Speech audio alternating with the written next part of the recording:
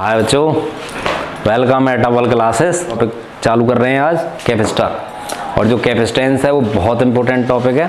इसमें काफ़ी न्यूमेरिकल भी आते हैं इस पर, और आज आप इसमें बहुत अच्छे से और 100% कंसेप्चुअल सीखेंगे कि कैपेसिटर क्या होता है। हाँ तो देखिए, जो कैपेसिटर होता है उसके अंदर क्या क्या चीज़ होती है वो समझो आप। सबसे इम्पोर्टेंट चीज़ होती है इसमें ये जो दो प्लेट दी हुई हैं, ये जो प्लेटें होती हैं वो होती हैं कंडक्टिंग प्लेट्स। क्या कहते हैं इन्हें हम? कंडक्टिंग प्लेट्स कहते हैं इन्हें हम, ठीक है। तो कंडक्टिंग प्लेट्स के अंदर क्या पाए जाते हैं? इलेक्ट्रॉन्स पाए जाते हैं। तो इसमें क्या चीज़ पाएंगे?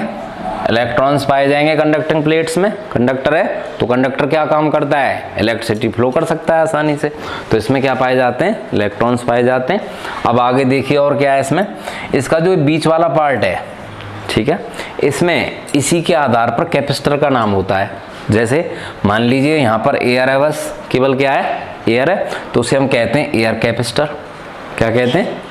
Air capacitor. अब यदि इसके बीच में एक पेपर लगा दें तो उसे हम कहेंगे पेपर कैपेसिटर। यदि माइका लगा दें तो माइका कैपेसिटर।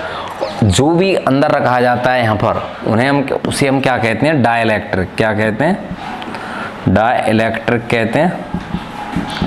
और ये क्या चीज़ है? एक इंसुलेटिंग मटेरियल है।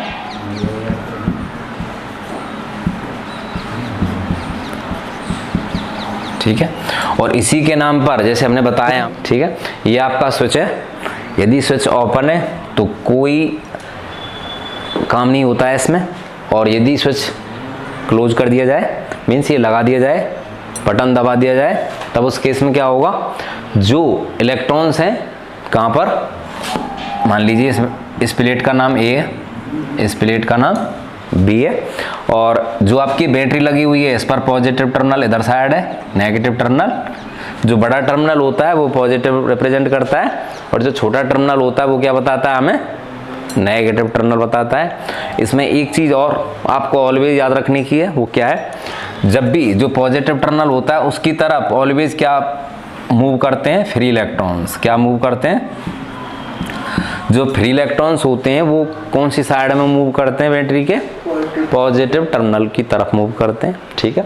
अब इतना सा ध्यान रोज नहीं है, ओपन है, तब उस केस में कोई इलेक्ट्रॉन्स मूव नहीं करता है।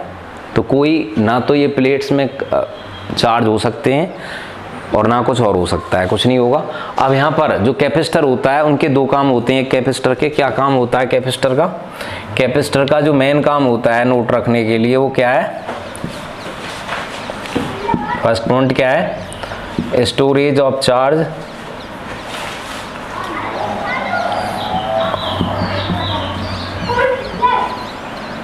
और दूसरा क्या है? Storage of electrical energy.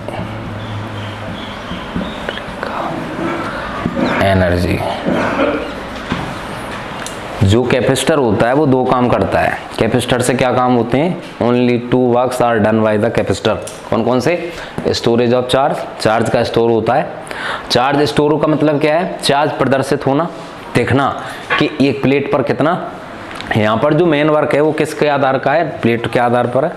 अब चार्ज, इस पर कोई भी चार्ज नहीं शो हो रहा है। क्यों? क्योंकि यहाँ पर जो इलेक्ट्रॉन्स की संख्या है वो अंदर क्या है? बराबर है। तो ना तो प्लस की दिखाई देंगे ना माइनस की दिखाई देंगे। लेकिन जैसे ही आप इस स्विच को दबाएंगे, स्विच को क्लोज करने के बाद में क्या होगा? क्लोज करने के बाद में जो बैटरी है आपकी, बैटरी में क्या होता है? इलेक्ट्रिक पोटेंशियल होता है, मीन्स V होता है, ठीक है। जैसे ही स्विच क्लोज होगा, क्लोज होते ही जो इलेक्ट्रॉन्स हैं कहाँ पर? ए प्लेट पर, वे मूव करना शुरू कर देते हैं किसकी तरफ? प्लस पॉइंट की तरफ। और मूव करते करते कहाँ पहुँच जाते हैं? बी पर। तो बी पर तो क्या आ जाता है? नेगेटिव चार्ज आएगा।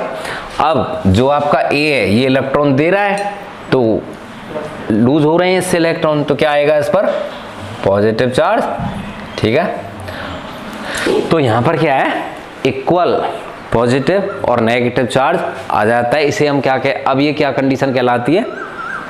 स्टोरेज ऑफ चार्ज हो गया है, यहाँ पर ये आ गया है। ठीक है, दोनों को प्लेट्स के ऊपर क्या शो कर रहा है, यहाँ पर चार्ज शो कर रहा है, तो इसे हम क्या कहते हैं, स्टोरेज ऑफ चार्ज कहते हैं। अब जो इलेक्ट्रिकल एनर्जी है वो उसके लिए फॉर्मूला होता है 1/2 CV²। ठीक है, तो ये इस रूप में मतलब क्या करती है, इलेक्ट्रिकल एनर्जी को स्टोरेज करती है। और QV के रूप में भी होता है, इसका और भी फॉर्मूला है Q और V के टर्म में, वो कोई प्रॉब्लम नहीं है, आप नॉर्मली याद रखें। तो कैपेसिटर क्या होता है, एक डिवाइस होता है, क्या होता है, एक डिवाइस है, इज कॉल्ड कैपेसिटर। ठीक, एक कैपेसिटर, और ये आप इन्हें हिंट के रूप में याद रखें क्या है। ठीक है, इसमें ये तो आप समझ में आ गया कि जब स्विच ओपन होता है तब कोई चार्ज स्टोरेज नहीं होता है, तब उस केस में इस पर और इस पर कोई चार्ज शो नहीं करते हैं। लेकिन जैसे ही क्या करेंगे, स्विच क्लोज होगा तो बैटरी जितनी होगी, जितना वोल्टेज यहाँ पर हम देंगे, जितना इलेक्ट्रिक पोटेंशियल V देंगे, उसके हिसाब से जो चार्ज होता है, चार्ज किसके हिसाब से चलता है, यहाँ पर बैटरी के अकॉर्डिंग चलता है। यदि यहाँ पर हमने मान लीजिए 6 वोल्ट की बैटरी लगा दी, कैसी बैटरी लगा दी, 6 वोल्ट की बैटरी लगा दी, तो ट्रांसफर कब तक चलेगा, ट्रांसफर कब तक चलेगा, जब तक इन दोनों प्लेटों के बीच में electric potential difference means V का मान जो है 6 वोल्ट ना हो जाए। मींस क्या है, यदि 6 वोल्ट की बैटरी लगाई है यहाँ पर हमने, तो ट्रांसफर होता जाएगा, होता जाएगा, कब तक, जब तक इन दोनों प्लेट्स के बीच में इलेक्ट्रिक पोटेंशियल का मान कितना ना हो जाए, 6 वोल्ट ना हो जाए। जैसे ही पूरा चार्ज हो गया, इलेक्ट्रिक पोटेंशियल डिफरेंस दोनों इनके बीच में, A और B प्लेट्स के बीच में कितना हो जाए, 6 वोल्ट हो गया, तभी वो वहाँ पर क्या हो जाएगा, इलेक्ट्रॉन्स का जो मोशन है क्या हो जाएगा, बंद हो जाएगा वहीं पर आकर के, और जो प्लेट्स हैं आपकी वो क्या हो जाएंगी, फुली चार्ज हो जाएंगी, और वहीं पर जो हम कह सकते हैं कि जो कैपेसिटर है वो क्या हो गया है, आपका फुली चार्ज हो गया है। समझ क्या आ गया। ठीक है, तो ये आपका हो गया। यहाँ पर क्या है, वह कैपेसिटी होती है किसी कैपेसिटर की जो क्या करता है, चार्ज और इलेक्ट्रिकल एनर्जी को ज़्यादा मात्रा में स्टोरेज कर सकता है, तो उसे क्या कहते हैं, हम कैपेसिटेंस कहते हैं। ठीक है, अब यहाँ पर जो चार्ज स्टोरेज होगा, हमने आपको अभी क्या बताया था, वो किस पर डिपेंड करता है, इलेक्ट्रिकल पोटेंशियल पर। किसके इलेक्ट्रिकल पोटेंशियल पर, बैटरी के पर। ठीक है, तो क्या है यहाँ पर, the storage of charge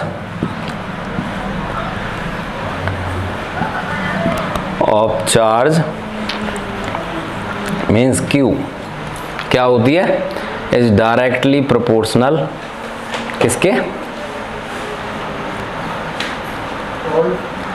electrical और बैटरी। ठीक है, तो क्या पता चला हमें यहाँ पर कि जो चार्ज स्टोरेज हो रहा है वो किसके डायरेक्टली प्रोपोर्शनल होता है, V के। तो यहाँ पर हम इस प्रोपोर्शनल कांस्टेंट को हटाएंगे तो क्या आएगा, Q = CV आएगा। ठीक है, तो देखिए C का मान कितना आ गया, Q/V आ गया। ठीक है, अब वेयर C क्या है, कैपेसिटी के रूप में है, कैपेसिटेंस ऑफ ए कैपेसिटर। ठीक, कैपेसिटर की कितनी कैपेसिटी है, कैपेसिटेंस है, उसे हम किससे डिनोट करते हैं, C से। और Q आपको पता ही है, यहाँ पर क्या है, चार्ज है।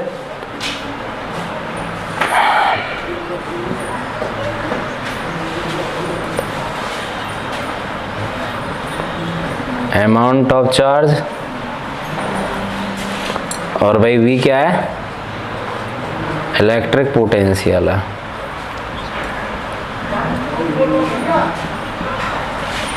ठीक, तो ये आपका दिया हुआ है, और इसकी यूनिट क्या होगी भाई, कैपेसिटेंस को हम किस में मापते हैं, फैराड में मापते हैं, और इसे हम F से डिनोट करते हैं।